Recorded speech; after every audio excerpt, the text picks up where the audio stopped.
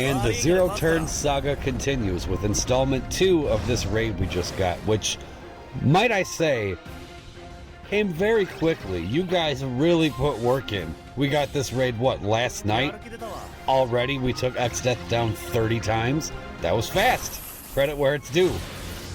So let's get to this. Now already, we are not off to the best start. Ideally what you want, or at least what I want whenever I do this, is for Sazh to go first, because that way he can pop his C65, everybody's got more attack, more overflow, attack boost, so that's battery for Noctis, so that way Noctis is hooked up going into this burst. But instead we didn't get that. Normally I would prefer Sazh, Noctis, Keiss. We got Noctis, Sazh, Keiss, which kind of screws it up a little bit. That also means with these launches, Keiss is not first in the order, which means less damage output overall as we're doing this. And even outside of it. But it's okay. We will make it work. It's not the end of the world, it's just a little added bonus that I prefer when I start these. But it's not essential to get it done, as I demonstrate here. The key to achieving 0 turns in a stage like this is even damage distribution, which is a little bit harder than it sounds. Because yeah, there's 2 targets, we have plenty of AoE, that's great. But in order to keep looping back with Noctis's LD buff, you have to hit the one that's gonna go next in the turn order. So right now, normally we gotta hit A to keep going, but look, Sazh jumps up anyways, I'm always checking that. So that way we can knock him back and still stay in front. Keiss can cheat with this too, because his hero support allows him to jump around wherever the hell he wants. So we definitely take advantage of that. So now, okay. Keiss jumps up. Sazh has to attack the Planesgorger. Unless he jumps up again, which he doesn't. I didn't even check, but didn't think he did.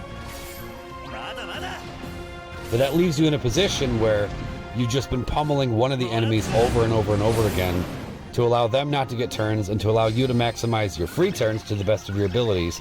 But that also means that one of the enemies is just standing there not taking that much damage. So any attack where you don't need to use in order to jump up, like any attack where you can just kind of manipulate your way around, hit the one that you've been neglecting to hit to try to keep the damage as even as possible. Break timing is very important too.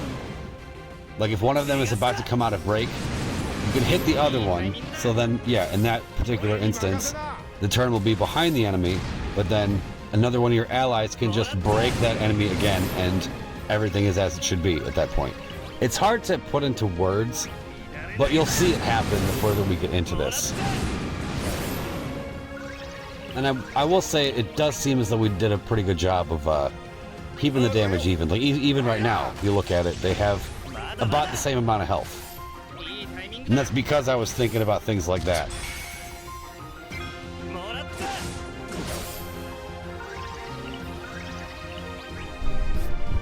So now we can get a launch in without having to use a hero support, knock him back.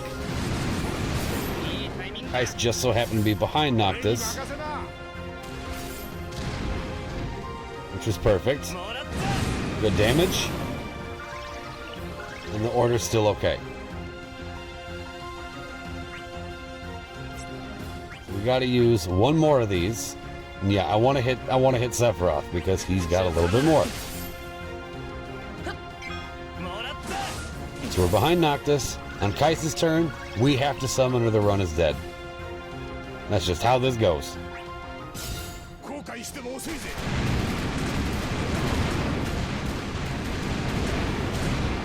I'm a big fan of the Sazh EX into the launch. Very good stuff.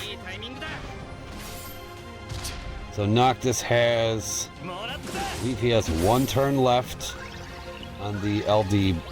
Yeah, he does.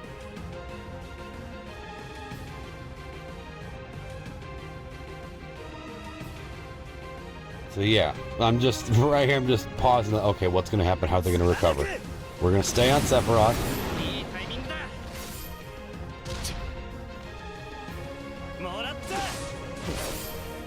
So now Keiss can recover all of these hero supports. because his LD buff just ran out. If he takes a turn, Run is dead. Meaning we have no choice but to summon right now.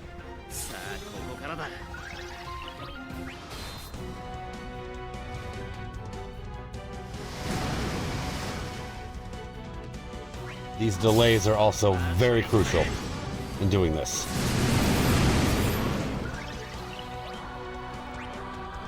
We can battery into this. Perfect.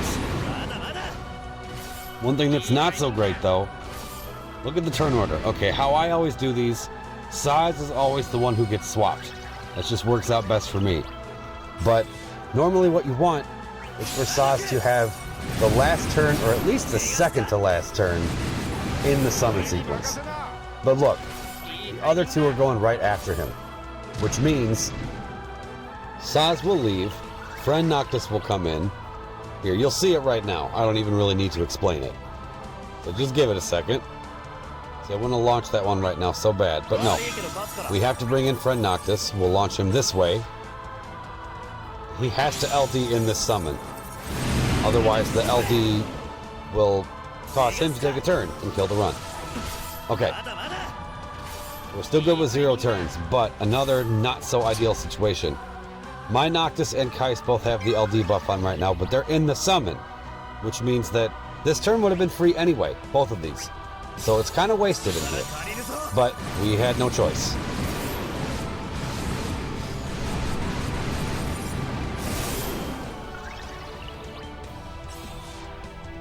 You got 5 hero supports, which should probably be saved. I don't remember if I used one here or not.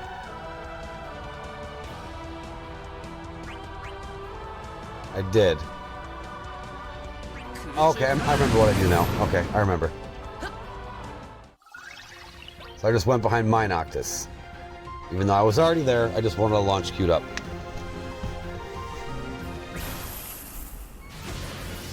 So now look, since they both have Brave, we can focus Planeswalker a little bit and knock him back.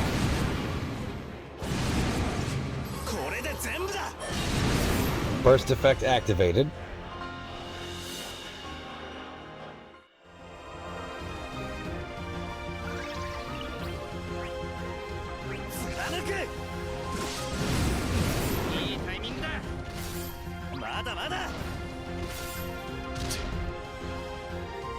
And we're all good. 3 turns right in front of the enemies.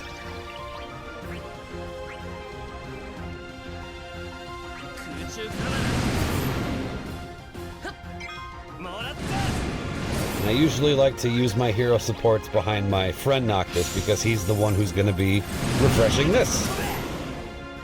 Because it's easy to screw up. Keiss is probably the hardest part to manage in all of this. Because he's the one who you can kind of put his turns wherever you want.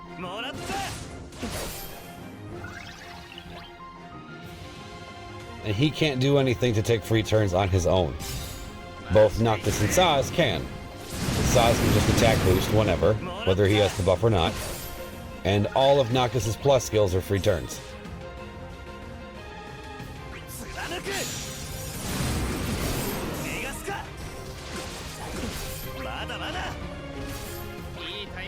So far, so good.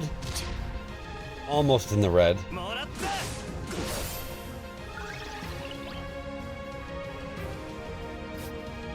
See, right here, I'm freaked out. I'm debating. Like, I'm not sure where I should go with this. But the more I looked at it, the more I realized we have to break in. We have to get him in the red, too.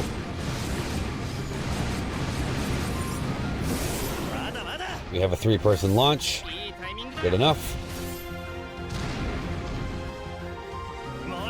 See, that worked out, because now we can just break Sephiroth and everything will be fine. So that's what we should do.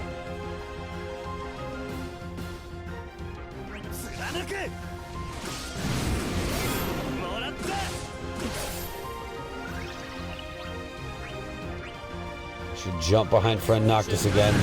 Perfect.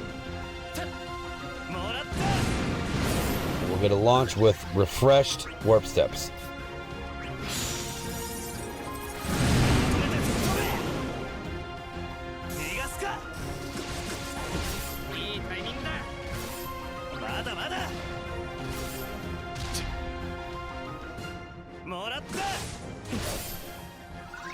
Good. Do we have EX? We don't.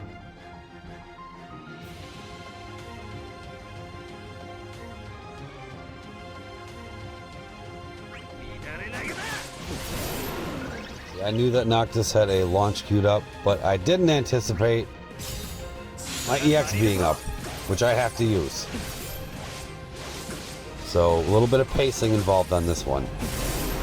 You can't really just rush it, like you gotta really calculate where you're going. But look, that launch is still there. We can finally get this on everybody.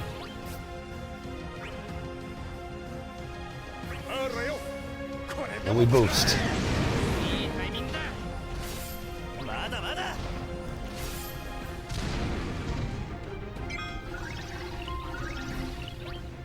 It's still not up. Can you believe that?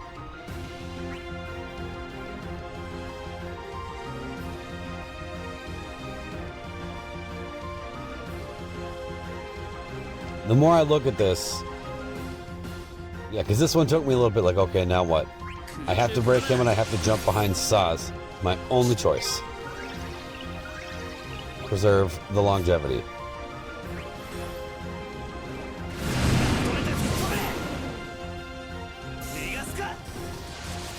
Noctis has one more LD. But this is awesome right here. Being able to launch with this is a huge help. Although the brave damage reduction in this stage is pretty annoying. Normally all of these people hit a lot harder, but this raid likes brave damage reduction.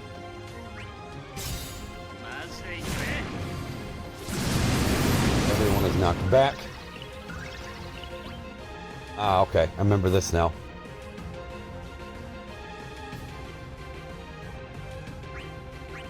A has a little bit more health.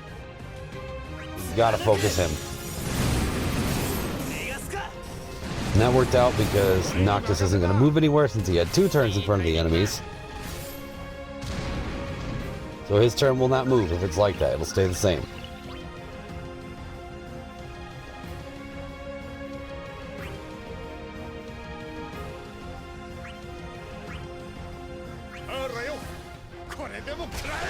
Get this launch too. We're getting closer.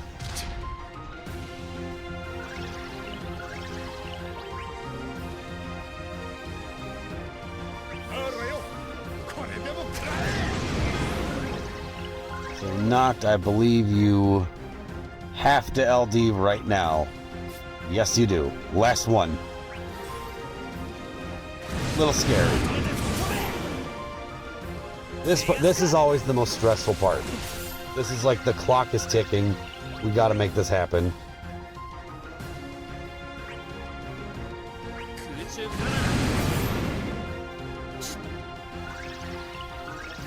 Luckily, they're almost dead. Oh, beautiful.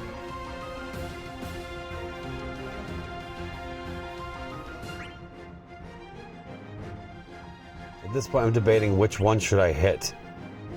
I know that one has more health, but will Sephiroth recover in time? That's what I'm thinking about right now.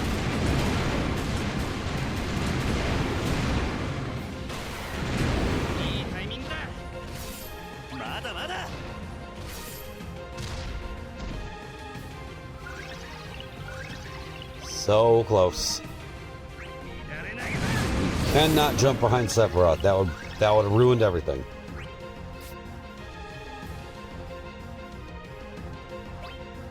The man has 2 warp steps, luckily.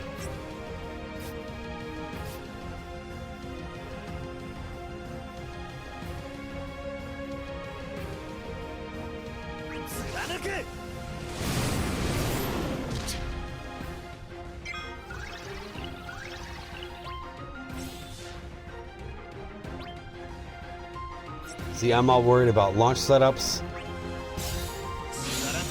Didn't even need to be. EX was up, 1 turn left on warp step. Done. I love double kill finishes. When one attack just wipes out all your enemies. Is there anything more satisfying in this game? than to just drop a fight-ending nuke like that. I love it. All right, thanks for watching, everyone.